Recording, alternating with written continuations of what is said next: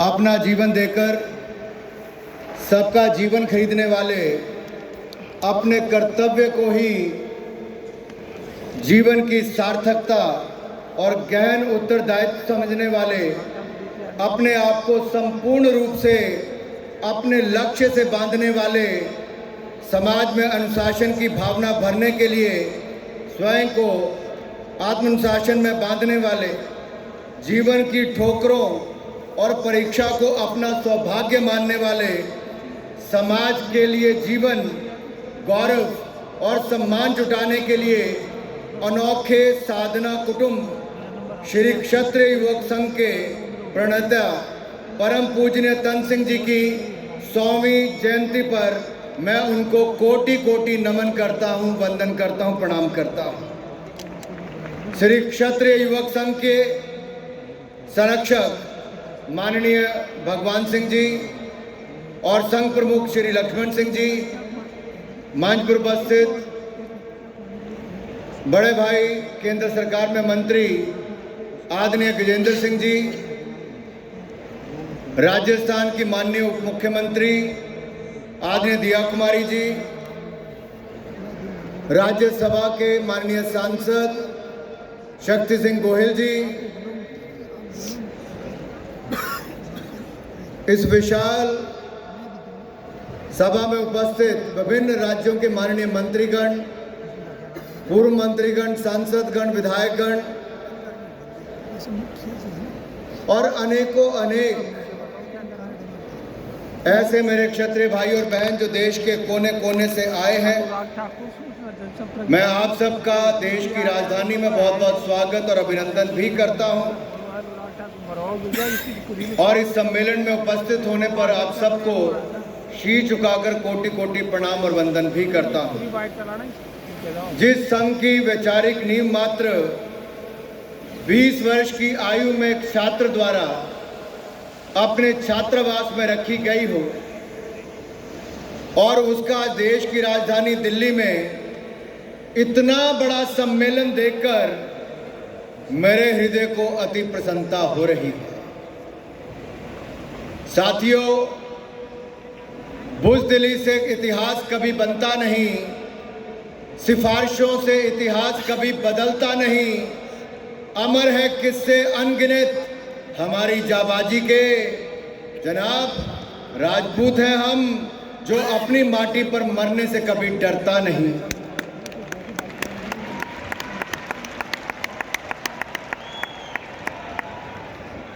क्षत्रिय समाज वास्तव में देश और समाज की रक्षा करने के लिए सदैव समर्पित रहा है। यही कारण है कि जब क्षत्रिय शस्त्र उठाते हैं तो केवल अपनी रक्षा करने के लिए नहीं, वरन देश और समाज की रक्षा करने के लिए उठाते हैं। महाराणा प्रताप ने अपनी लड़ाई क्षत्रियों की रक्षा के लिए नहीं, वरन समाज की रक्षा हेतु लड़ाई लड़ी थी। न्याय और धर्म की रक्षा करना ही क्षत्रिय धर्म है।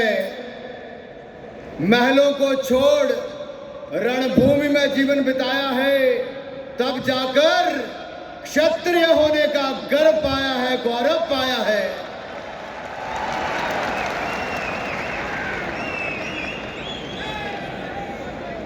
ऐसे युग पुरुष विरल ही होते हैं, ऐसे युग पुरुष विरले ही होते हैं जो देहावसान के इतने वर्षों के बाद भी समुदाय के इतने सारे लोगों को एक साथ जोड़ पाने में और समाज को एक सूत्र में बांधने पर अपना सामर्थ्य हो, और सामर्थ्य किसी और का नहीं, स्वर्गीय तन सिंह जी का ही था, हमारे आदरणीय तन सिंह। और मैं ये कहूँगा, आदरणीय तन सिंह जी ने क्षत्रिय युवक संघ की स्थापना राजपूत युवकों के अंदर ऐसे संस्कारों को भरने में, ऐसे चरित्र निर्माण में उनकी बहुत बड़ी भूमिका रही। राजपूत समाज के सभी सदस्यों को क्षत्रिय धर्म के दायित्वों से परिचित कराने के लिए की थी।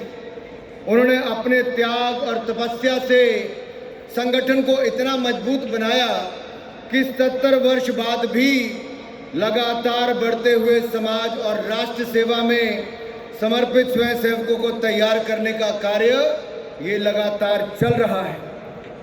वही वे श्री क्षत्रिय युवक संघ के रूप में क्षत्रिय समाज की युवा पीढ़ी को धर्म, संस्कृति, राष्ट्र और मानवता के कल्याण में नियोजित करने का मार्ग बनाया। आज यहाँ जब मैं आप सबके बीच में खड़ा हूँ तो एक बात दिमाग में कौंध रही है कि कुछ तो बात होगी। हम में तभी तो कहा गया कि रघुकुल रीत सदा चली आई, प्राण जाए पर वचन न जाए, वचन न जाए।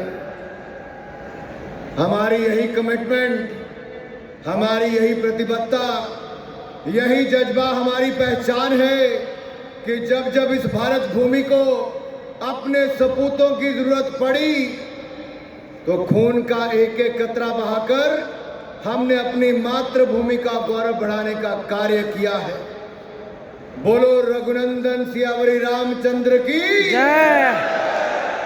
रघुनंदन सियावर रामचंद्र की जय।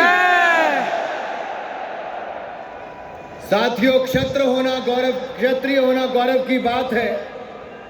वास्तव में क्षत्रिय भी एक धर्म है।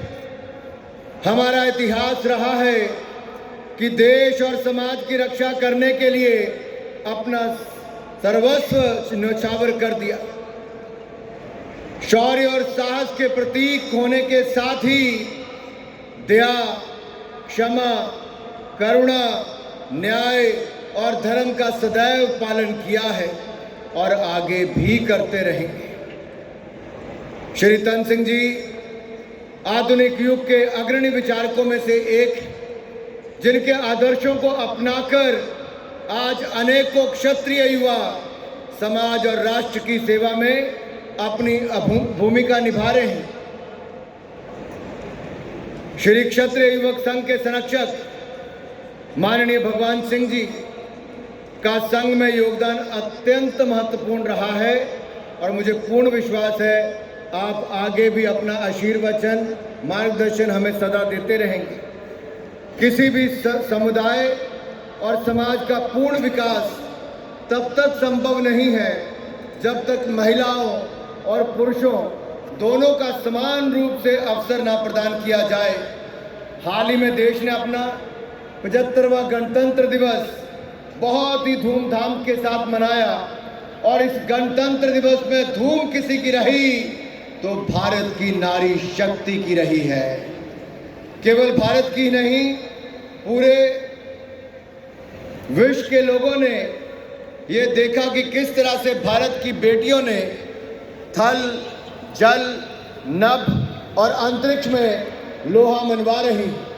हमारी तीनों सेनाओं के अग्रिम मोर्चों पर देश की बेटियां हैं। नारी सशक्तिकरण के इस अहम पहलू की गूढ़ता को समझते हुए श्री भगवान सिंह जी ने संघ के प्रशिक्षण और मूल्यों को महिला और बालिकाओं तक पहुंचाने का कार्य किया है। बालिकाओं के बीच आपने जाकर जो चहुमुखी विकास के लिए प्रशिक्षण शिविर लगाने शुरू किए वो अत्यंत प्रशंसनीय है। क्षत्रिय धर्म क्या है? श्री राम और गौतम बुद्ध जैसे क्षत्रिय वर्ण के वीरों ने कौन से धर्म का पालन किया था? वह धर्म था सत्य के मार्ग को सदैव प्रकाशित करने का, न्याय पथ को सदैव जाज्वल्यमान रखने का, समाज और राष्ट्र हित में अपनी क्षमताओं का सकारात्मक उपयोग करना ही क्षत्रिय धर्म है। और क्षत्रिय युवक संघ द्वारा युवकों को ऐसे पथ पर चलने के लिए प्रेरित करने का कार्य अत्यंत सराहनीय और प्रशंसनीय है। अपने लक्ष्य की प्राप्ति के लिए कर्म करते रहना ही क्षत्रिय धर्म है। महाभारत के रण में जब अर्जुन ने अपने परिजनों के समक्ष युद्ध करने में असहज प्रतीत हुए तब भगवान श्री कृष्ण ने उन्हें केवल कर्म करने की सलाह दी थी। कर्म करना देश के युवाओं के लिए इसलिए ही अत्यंत महत्वपूर्ण है। और युवाओं की राष्ट्र निर्माण में योगदान और भी महत्वपूर्ण आज के समय है, जब हम अमृत काल से स्वर्णिम काल की यात्रा में जाएंगे। अगले 25 वर्षों में भारत को विकसित भारत बनाने का लक्ष्य लेकर जाएंगे। तो श्री तन सिंह जी ने इसे इतने वर्षों पूर्व ही पहचान लिया था। भारत, जिसे युवाओं का देश कहा जाता है, जिसकी शक्ति देश के युवाओं में निवास करती है, उसके उज्जवल भविष्य और भारत को लक्ष्य प्राप्ति के लिए ये कार्यभार भी उन्होंने देश के युवाओं पर ही डाला था। और श्री तन सिंह जी ने अगर इतने वर्ष पहले ये जान लिया था, तो आज के युवाओं को आज ये जान लेना चाहिए कि भारत को अगर विकसित भारत बनाना है, तो तन सिंह जी के दिखाए रास्ते पर हम सबको अगले 25 वर्षों तक एक अहम भूमिका निभानी है। और माननीय प्रधानमंत्री नरेंद्र मोदी जी ने भी बार बार राष्ट्र निर्माण के लिए युवाओं के सशक्तिकरण पर बल दिया है। उन्होंने कहा है, युवा शक्ति परिवर्तन की वाहक है और परिवर्तन की लाभार्थी भी है।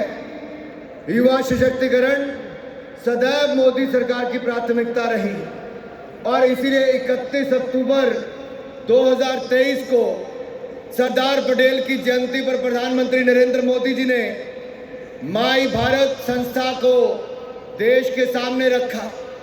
ये माई भारत एक डिजिटल प्लेटफॉर्म है, स्वयं सेवा के भाव को आगे बढ़ाने के लिए और आप में नेतृत्व निर्माण की क्षमता, इसको बढ़ाने के लिए इस संस्था को बनाया गया है। मात्र 3 महीने के अंदर 1.5 करोड़ से ज़्यादा युवाओं ने माई भारत पर ऑनलाइन जाकर सदस्यता ग्रहण की। आज वो राष्ट्र निर्माण में एक अहम भूमिका निभा रहे हैं।